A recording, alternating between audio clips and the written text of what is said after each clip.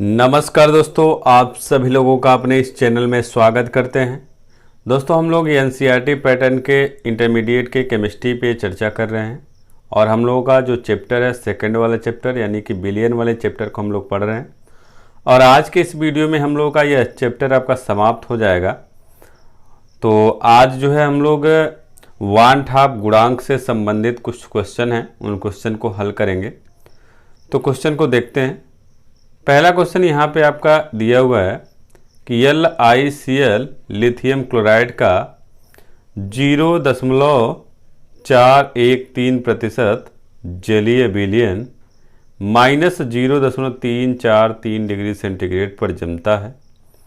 लवण की वियोजन की मात्रा की गणना कीजिए।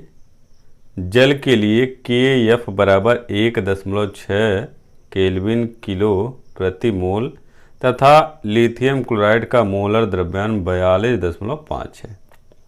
हम लोगों के क्वेश्चन में क्या क्या दिया हुआ है पहले उसको लिख लेते हैं, उसके बाद हम लोग क्वेश्चन को सॉल्व करेंगे कैसे। देखिए आपका दिया है यहाँ पे WB का मतलब आपका विलेय और E का मतलब विलायक। तो WB का मतलब विलेय का भार और WA का मतलब विलायक का भार। यहाँ पे आपका जो है 0.413% जलीय विलयन जो है, इसको आप 0.413% यदि आप हटाते हैं तो बटे 100 लिखेंगे। तो ऊपर आपका विलेय का भार, नीचे आपका विलायक का भार हो जाएगा।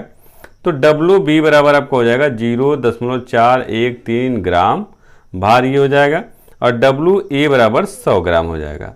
और डेल TF आप निकालेंगे तो डेल TF बराबर यहाँ माइनस का मतलब कमी को दर्शा रहा है, आपका अवनमन हो रहा है। तो ये आपका डेल TF बराबर आपका 0 माइनस करेंगे तो आपका यहाँ पे निकल के आएगा 0.343 डिग्री सेंटीग्रेड हो जाएगा। और लवण की वियोजन की मात्रा पूछ रहा है तो अल्फा बराबर क्वेश्चन मार्क। और जल के लिए KF का मान दिया हुआ है 1.86 केल्विन किलोग्राम प्रति मोल दिया है। और साथ में लिथियम क्लोराइड का मोलर द्रव्यमान यानी मोलर द्रव्यमान जो दिया हुआ ये आपका सैद्धांतिक आपका मोलर द्रव्यमान है, तो ये 42.5 दिया हुआ है।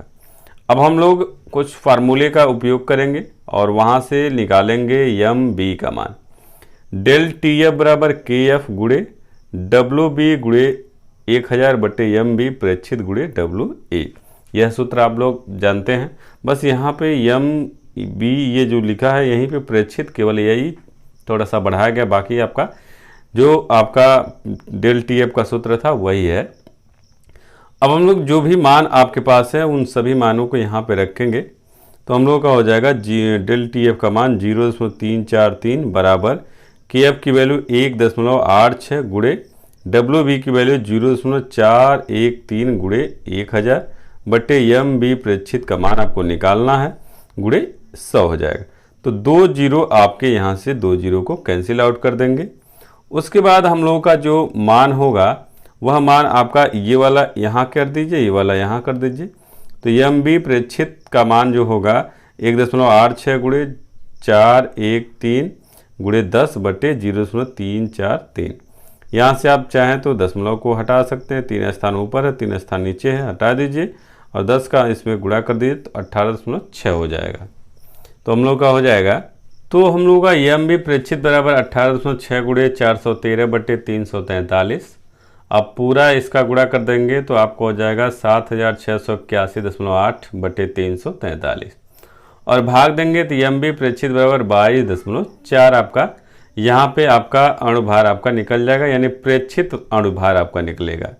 तो अब हम लोग यहाँ से I की वैल्यू निकाल लेंगे, यानी वान हाफ गुणांक का निकालेंगे। तो वान हाफ गुणांक का I बराबर आपको हो जाएगा लिथियम क्लोराइड का सैद्धांतिक अणुभार बटे लिथियम क्लोराइड का प्रेक्षित अणुभार। तो सैद्धांतिक आपको क्वेश्चन में दिया था तो वह मान रखिए और प्रेक्षित आप निकाल लिए हैं। तो I बराबर आपको हो जाएगा 42.5 बटे 22.4। तो यहाँ से दोनों ऊपर आपका समान दशमलव स्थान है तो आप उसको हटा देंगे तो 425 बटे 224।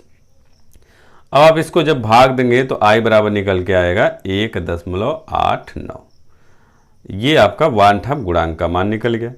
अब आपको आयनन की मात्रा निकालना है तो आपको यहाँ पे N निकाल लेना है, यानी आपका आयनन की मात्रा के लिए फार्मूला आप लिखे हुए हैं। तो यहाँ पे लिथियम क्लोराइड को जब वियोजित करेंगे तो ये दो भागों में आपका टूटेगा। लिथियम आयन और क्लोराइड आयन में आपका एक प्लस में एक आपका माइनस, यानी दो आयनों में ये आपका वियोजित हो जाएगा। तो इनके यानी कि पहले एक आयन अणु थे और अब ये दो अणुओं में वियोजित हो गए, तो अणुओं की जो संख्या है n बराबर आपका 2 हो जाएगा। अब हम लोगों का जो आयनन की मात्रा है उस आयनन की मात्रा के हिसाब से फार्मूला आपका बनेगा वियोजन के लिए। अल्फा बराबर I-1/n-1 और वही संयोजन होता तो आप यहीं एक n बढ़ जाता, बाकी सब वही रहता। तो आपका I और n पहले से ही निकाल चुके हैं, तो वह मान आप यहाँ रखेंगे। तो अल्फा बराबर 1.89 माइनस 1/2 माइनस 1। तो आप जब घटाएंगे तो आपका 1.89 में से 1 घटाएंगे तो आपका 0.89 होगा, और 2 में से 1 घटाएंगे तो 1, तो 1 का भाग देंगे तो बात वही रहेगा। अल्फा बराबर 0.89 हो जाएगा। इसको परसेंटेज में यदि आप चेंज करते हैं तो आपका हो जाएगा 89% आपका अल्फा का मान हो जाएगा। तो यानी कि वियोजन की जो मात्रा है ये आपका इतना हो जाएगा। तो इस तरह से हम लोग क्वेश्चन को सॉल्व करेंगे। अगला क्वेश्चन देखते हैं। अगला क्वेश्चन हम लोग का है पोटेशियम फेरोसाइनाइड का 0.1 मोलर है आपका बिलियन 27 डिग्री सेंटीग्रेड ताप पर 46% आयनित होता है। बिलियन का परासरण दाब ज्ञात कीजिए और R बराबर दिया हुआ 0.082 लीटर वायुमंडल प्रति मोल प्रति केल्विन आपका दिया है। तो क्वेश्चन में क्या क्या दिया है, सांद्रता दिया हुआ है 0.1 मोल आपका सांद्रता दिया है। टेम्परेचर आपका T बराबर आपका 27 डिग्री सेंटीग्रेड, इसको केल्विन में बदल दीजिए तो 27 + 273 यानी 300 केल्विन हो जाएगा। और आपका कह रहा 46% आयनित होता है, तो अल्फा का मान 46%, इसको आप परसेंटेज हटाएंगे तो 46/100 यानी कि 0.46 आपका हो जाएगा। आपसे पूछा जा रहा है परासरण दाब, तो P बराबर क्वेश्चन मार्क, और R की भी वैल्यू आपको दिया गया है, R बराबर 0.082 लीटर वायुमंडल प्रति मोल प्रति केल्विन। अब कि ये जो पोटेशियम फेरोसाइनाइड है इसको यदि हम वियोजित करें तो ये आपका टूटेगा 4K प्लस FeCN6 माइनस हो जाएगा। ये आपका एक आयन हो जाएगा, या और ये पोटेशियम जो 4 आयनों में टूट जाएगा। तो 4 और ये 1, 5 आपके आयन यानी अणुओं की जो संख्या हो जाएगी n बराबर आपका 5 हो जाएगा। उसके बाद हम लोग 1/2 गुणांक का मान निकालेंगे और I बराबर आपका फार्मूला बनेगा 1 + अल्फा n-1। इस फार्मूले में हम लोग रखेंगे तो I बराबर आपका हो जाएगा 1 + अल्फा की वैल्यू 0.46 और n की वैल्यू 5 - 1 हो जाएगा। तो I बराबर 1 + 0.46 गुणे 4 हो जाएगा, और गुणा करेंगे तो I बराबर 1 + 1.84 और जोड़ेंगे तो I बराबर 2.84 हो जाएगा। फिर उसके बाद हम लोगों को परासरण दाब निकालना, तो परासरण दाब P बराबर ICRT, ये आप लोग फार्मूला लिखे हुए थे, कई फार्मूले आप लिखे हुए थे, तो उन फार्मूले में परासरण दाब आपसे पूछा जा रहा है तो परासरण दाब वाला रखेंगे तो ICRT हो जाएगा। तो P बराबर आप सबका मान रख दीजिए, और जब मान रखेंगे तो आपका कितना हो जाएगा 2.84 I की वैल्यू है, C की वैल्यू गुणे 0.1 और R की वैल्यू 0.82 और T की वैल्यू 300। तो सबका गुणा करेंगे तो आपका P बराबर हो जाएगा 6.98 वायुमंडल। ये आपका आंसर हो जाएगा। तो इस तरह से हम लोग क्वेश्चन को सॉल्व करेंगे। उम्मीद है आपको समझ में आ रहा होगा। समझ में यदि आ रहा है तो कमेंट करके ज़रूर बताइए कि आपको हमारा वीडियो कैसा लग रहा है। अच्छा लगे तो लाइक कीजिए, शेयर कीजिए और चैनल को सब्सक्राइब भी कर लीजिएगा। तो अगला क्वेश्चन देखते हैं। अगला क्वेश्चन है हम लोग का, कहा जा रहा है 2 ग्राम बेंजोइक अम्ल को 25 ग्राम बेंजीन में घोलने पर हिमांक में 1.62 केल्विन का अवनमन होता है। बेंजीन के लिए मोलर अवनमन स्थिरांक 4.9 केल्विन किलो प्रति मोल है। यदि यह विलयन में द्वितीय बनाता है तो अम्ल का संगुणन कितने प्रतिशत होगा। अब आपका यहाँ पे देखिए क्वेश्चन में क्या क्या दिया हुआ, पहले ये नोट कर लेते हैं। यहाँ WB, B का मतलब विलेय और A का मतलब विलायक, और डब्ल्यू बी का मतलब विलेय का भार आपको दिया है 2 ग्राम, और डब्ल्यू ए मतलब विलायक का भार आपको दिया है 25 ग्राम, और डेल टी एफ बराबर आपका दिया है 1.62 केल्विन, और के एफ का मान भी दिया है 4.9 केल्विन किलो प्रति मोल, और n बराबर आपका, यानी कि कहा रहा है बिलियन में द्वितीयक बनाता है, तो n बराबर आपका 2 दिया है। और आपका पूछा जा रहा है संगुणन कितने प्रतिशत है, तो अल्फा का मान आपसे पूछा, संगुणन कहे या वियोजन कहे दोनों अल्फा ही होगा, तो अल्फा का मान आपका क्वेश्चन मार्क है।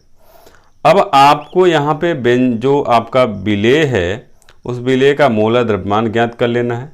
तो बेंजोइक अम्ल विलेय है और बेंजीन आपका विलायक है, तो बेंजोइक अम्ल यानी C7H6O2 ये बेंजोइक अम्ल का सूत्र है, का जो सैद्धांतिक मोलर द्रव्यमान है वो आप क्या करेंगे, निकालेंगे। आपको पता है कैसे निकाला जाता है।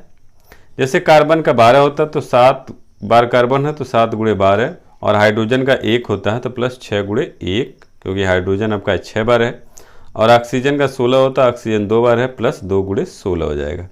तो यहाँ से आपका 7 का गुणा 12 में करेंगे 84, 6 का गुणा 1 में करेंगे 6, और 2 का गुणा 16 में करेंगे तो 32 हो जाएगा, यानी कि आपका पूरा जोड़ेंगे तो 122। यानी जो आपका बेंजोइक अम्ल है, जो विलेय है, उस विलेय का जो सैद्धांतिक मोलर द्रव्यमान है 122 आ गया। अब आपके पास फार्मूला है डेल टी एफ, इसमें आप क्या है फार्मूला के एफ बराबर डब्ल्यू बी गुणे 1000 बटे एम बी प्रेक्षित गुणे डब्ल्यू ए।